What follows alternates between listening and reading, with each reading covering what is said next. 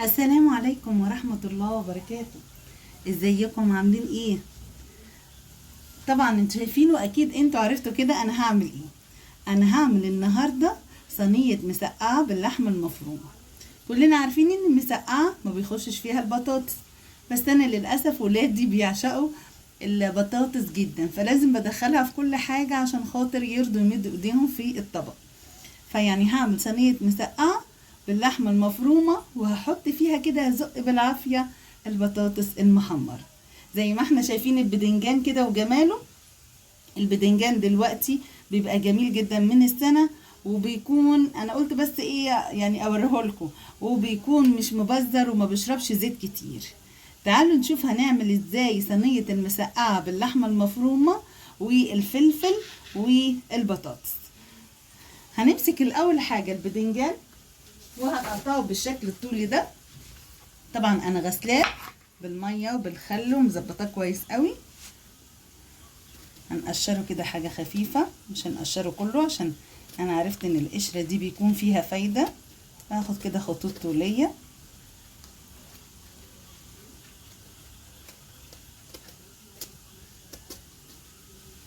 وطبعا البدنجان بتاعنا عشان ما يشربش زيت لازم نعمل فيه ايه، ننقعه في ملح، نرش عليه رشه ملح. هنقطعه كده طولي. بسم الله الرحمن الرحيم.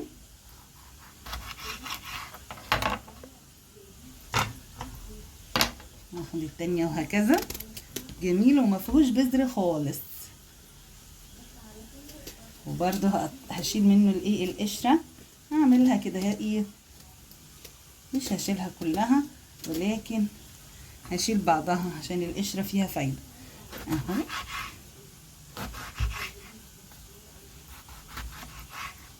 جميل. انا واخداه من فلاحه بصراحه في منتهى الجمال.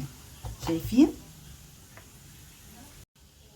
طبعا اديني قطعت كل البدنجان زي ما حضراتكم شايفين اهو. اهو مقطعاه كله طولي عشان ما يشربش زيت كتير. هعمل بقى حركه اللي هو ايه اللي احنا كلنا بنرشه كده بالملح علشان خاطر ينزل الميه بتاعته، وعلشان ما يشربش ايه زيت كتير. انا طبعا ما بين كل حاجه، ما بين طبقه وطبقه بقوم رشه بالملح. وهجيب طبق عشان خاطر يفرغ فيه الميه بتاعته كده، واحط في قلبيه كده زي ما احنا شايفين. وقطعت الفلفل بتاعي نصين وخرجت منه الايه البذر اللي هو موجود فيه. الفلفل الاحمر والاخضر والفلفل الحامي، اللي بيحب يسيبه بحاله يسيبه، بس لما بلاقي قرن كبير شويه كده ده الفلفل الاسكندراني، بقوم مقطعاه قطع زي ما احنا شايفين. وقطعت الايه البطاطس. ويلا هنقلي البطاطس في الاول، وبعد كده نخش على قلية الايه البدنجان. يلا بينا. طبعا اول خطوة هنعملها في صينية المسقعة باللحمة المفرومة في الفرن هي ايه، ان احنا هنقلي البطاطس. انا ولادي بيحبوا صينية المسقعة لازم تكون بالبطاطس، لو ما كانتش فيها بطاطس ما يرضوش ياكلوها.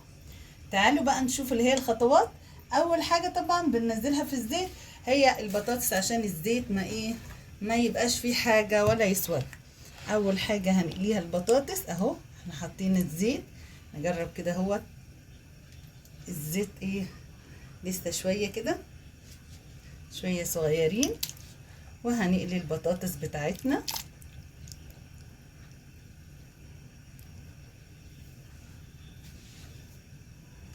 الوك بتاعي طبعا حطيت فيه شوية زيت محترمين عشان يكفوا قلية البطاطس، ومن بعدها البدنجان والفلفل. لسه ما سخنش للدرجة اللي انا عايزاها.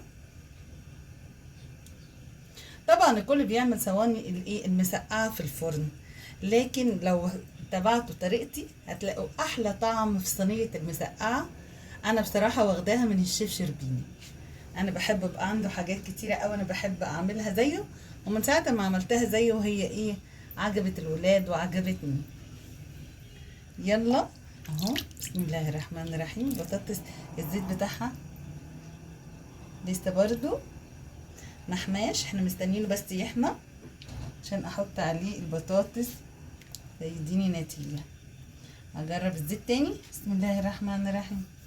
لسه شوية. كده تمام. يلا نحط الزيت ونوطي ايدينا عشان الدنيا ما تغرقش زيت اهو.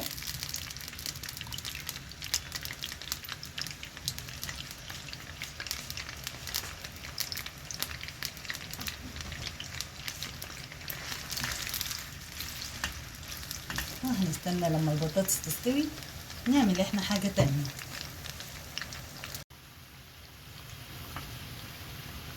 وزي ما احنا شايفين اهو بعد ما البطاطس اتحمرت، طبعا انا بجيب عندي كده هو سيرفيس واحط فيه اللي هي المناديل اللي هي هتنشف لي الزيت منه اهو. ادي البطاطس استوت واتحمرت وجميله وهشه.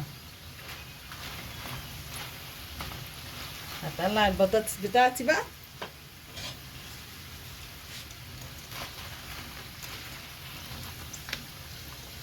صفيها كويس من الزيت اهو، بحس ان انا بالمساك ده بتحكم اكتر. وهنزل بقى وراها ايه، اقلل ايه البدنجان بتاعنا. واهم حاجه بقى في القصه دي، كلنا طبعا بنعرف نقلي بطاطس جميله وهشه ومن بره مقرمشه ومن جوه بتكون طريه وجميله كده زي ما انا قلياها، وبنعرف نقري كمان البدنجان. لكن هي التركه بتاعتي بقى في ايه، في الصلصه بتاعت الايه العصاج. هننزل بقى بالبدنجان ورا بعضه كده لحد ما يتقلي كله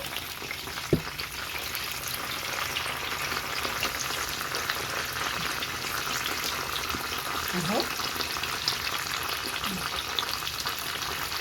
وهستمر فيه لحد ما هخلصه كله. شايفين جمال البطاطس؟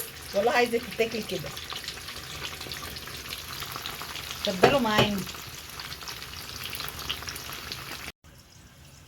وطبعا في اثناء ما احنا بنقلي البدنجان زي ما احنا حضراتكم شايفين كده، انا البدنجان ما بغمقهوش او بيكون فاتح علشان اوريدي هينزل يكمل سواه في الفرن. انا بجيب عندي حله وبحط فيها شويه زيت، دي بقى هنعمل فيها ان شاء الله الايه العصاج بتاع صينيه المسقعه. وهنزل بيه راس توم صغير، بص حاجه بسيطه خالص يعني، بصلايه صغيره اهو، ومعلقه توم يعني تعتبر نص راس توم. وهديها تقليبه كده في الزيت، مش هخليها تتحمر قوي، بمجرد بس ما تاخد تشويحتين يبقى لونها كده ايه، تلاقي البصل فيه بقى شفاف جدا. قبل ما تاخد هي التشويحتين هحضر ليها الايه، هجيب اللحمه المفرومه احطها عليها بس تاخد تشويحتين كده خفاف اهو.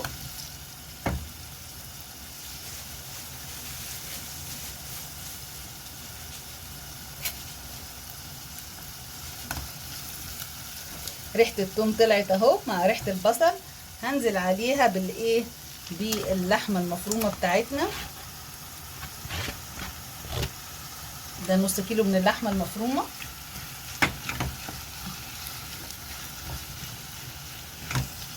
طبعا مش هنزل ابدا بسبب الطماطم بتاعتي الا لما اللحمه الاقي لونها كله اتغير للايه، للابيض. هنزل عليها بقى بالتوابل بتاعه اللحمه المفرومه اللي هي بهارات مشكله، شويه بهارات صغيره كده مشكله،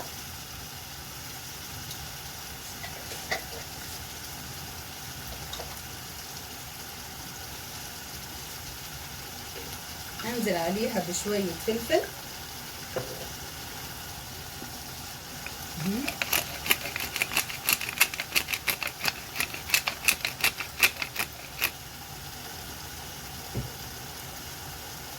ننزل عليها كمان بقطعه ماجي،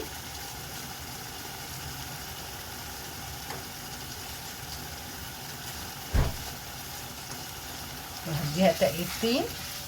انا مهما كانت البهارات اسفه، مهما كانت البهارات عندي المشكله فيها الحاجات كلها، الحبهان وورق اللوري وكل الحاجات اللي احنا عارفينها، السبع بهارات، مهما كان فيها الحبهان، انا لازم بحب اشوف الحبهان قدام عينيا احطه، ولذلك انا بحب احط فصين حبهان قدام عيني كده ينزلوا. ده بتخلي اللحمه ملهاش اي ريحه زفاره، وبتديها ريحه ونكهه تستي محدش يعرفه طبعا غير اللي هو بيحب الحبهان. وهنزل عليها ببشره جوز الطيب بتوديها في ناحيه تانية خالص. وهشوح الكلام ده كله مع بعضه كده.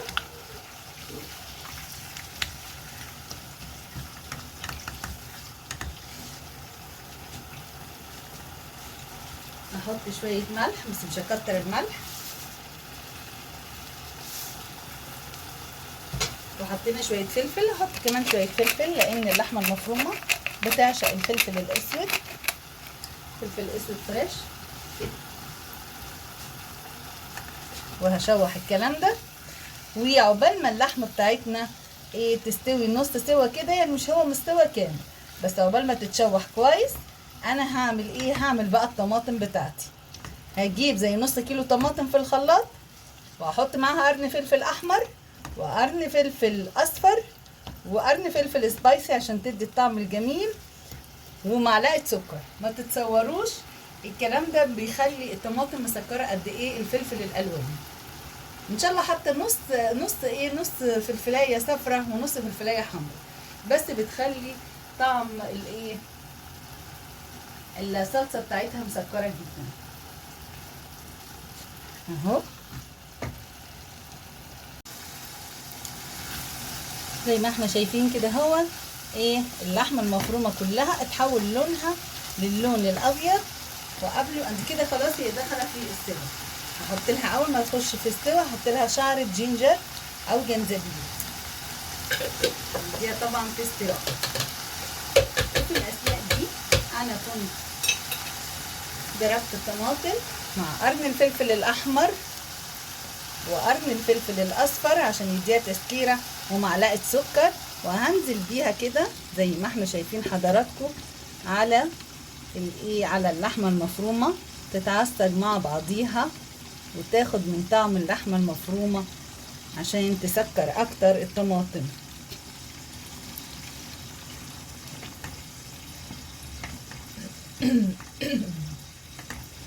اسفه. وهقلب الكلام ده كويس جدا عشان عايزه اعزز اللون الاحمر بتاعي ده بتاع اللحمه المفرومه او بتاع العصاب. هحط لها شويه بابريكا، اولا بتسكرها، ثانيا بتعزز اللون بتاعي. وهجيب لها معلقه صلصه،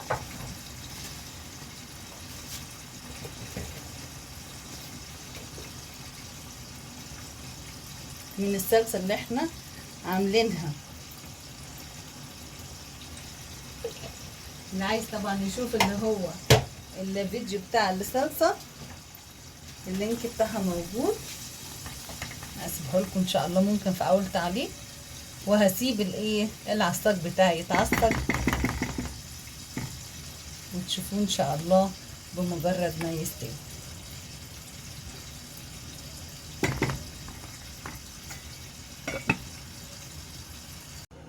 وكده انتهينا من آلية البدنجان والفلفل والبطاطس. بصوا جمالها. طبعا احنا لو احنا عايزين نعمله صيامي عشان الاخوة المسيحيين اللي هم ما بياكلوش اي حاجة فيها لحمة، ممكن اكتفي بالموقف كده وارش عليه شوية الثوم بالخل مع معلقة مع معلقة الزيت، او بنحطها نية ويبقى بالشكل ده. بصوا الجمال، والله تتاكل نية فعلا. ده نعمله كده صيامي عشان الاخوة المسيحيين. لو طبعا احنا عايزين نعمله اللي هو صينية المسقعة، هكمل معاكم العصاج بتاع اللحمة، هنشوف كده اتعصجت ولا لسه، وهحطه في قلب الصينية واوريه لحضراتكم. زي ما احنا شايفين ادي العصاج خلاص اهو اتعصج. هنرص بقى الكلام الجميل ده في قلب الصينية. هنحط كده الاول شوية،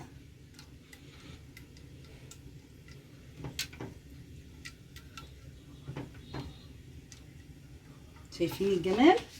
وهنجيب المسكة بتاعتنا هنحط البدنجان بتاعنا،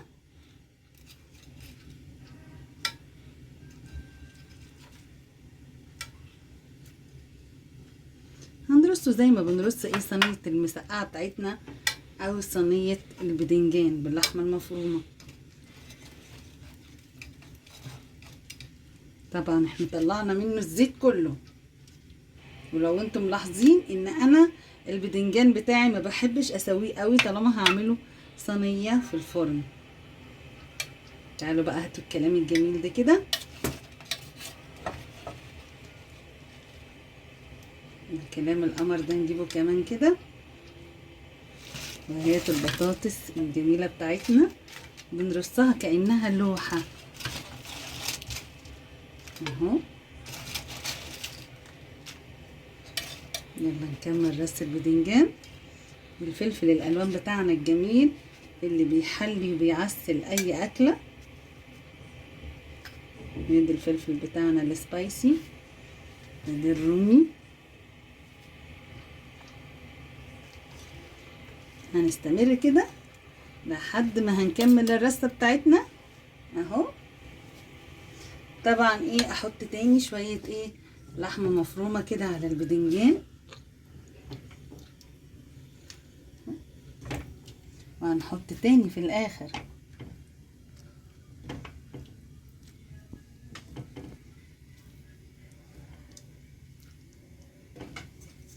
هنجيب بقية البدنجان بتاعنا،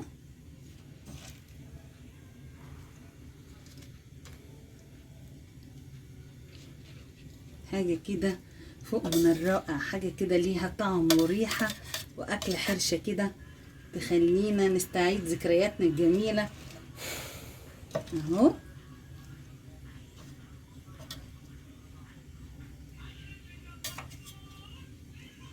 وشوية البطاطس الحلوين دول برضو هننزلهم كده على جنب.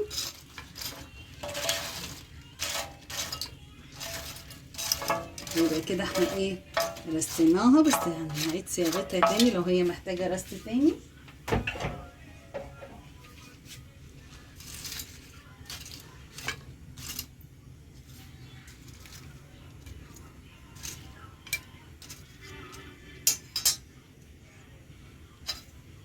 شايفين الجمل؟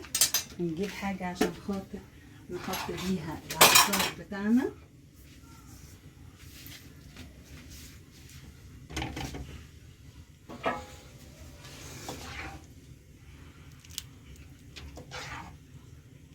يلا نوزع الكلام القمر ده على كل الوش بتاع الايه الصينية بتاعت المسقعة بتاعتنا. العصار باللحمة المفرومة والطماطم،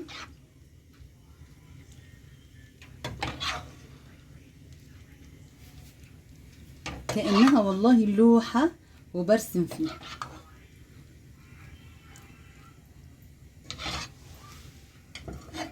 وبالهنا والشفا طبعا اللي هياكلوها. كان نفسي تبقوا معايا جدا. يلا ندخلها كده الفرن عشان تاخد جراتان، نسيبها كده لحد ما تاخد من الطعم بتاع بعضه، واوريها لكم ان شاء الله اول ما هتخرج من الفرن. ودون بعد ما صينية المسقعة خرجت من الفرن. ايه رأيكم في الجمال؟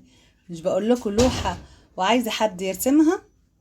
واللي عجبه الفيديو ما ينساش يعمل لنا لايك وشير وسبسكرايب. دمتم في رعاية الله.